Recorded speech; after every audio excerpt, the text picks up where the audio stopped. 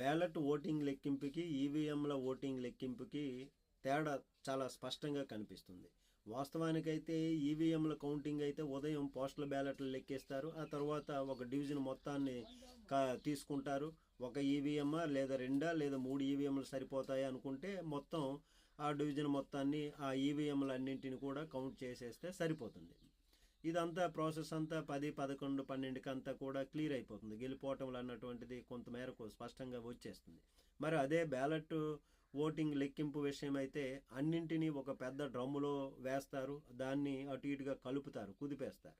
కుదిపి వాటిలోంచి 25 చొప్పున కట్టకట్టి రబ్బరు తగిలిస్తారు.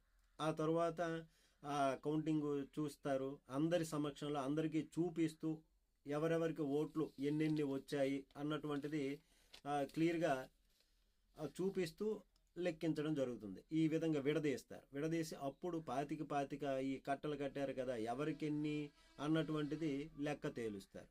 ఈ ప్రాసెస్ అంతా కూడా సాయంత్రం 5-6 గంటల సమయంలో అవుతున్నటువంటిది. లేదంటే కొన్నింటికి ఒక రాత్రి కూడా పట్టేటటువంటి సమయం ఉన్నటువంటిది. కాబట్టి ఇది పోస్టల్ ఓటింగు లెక్కింపుకి, ఈవీఎంల ఓటింగ్ లెక్కింపుకి ఇప్పుడు తెలంగాణలో మున్సిపల్ ఎన్నికల లెక్కింపులను బట్టి తెలుస్తున్నటువంటిది. నమస్తే.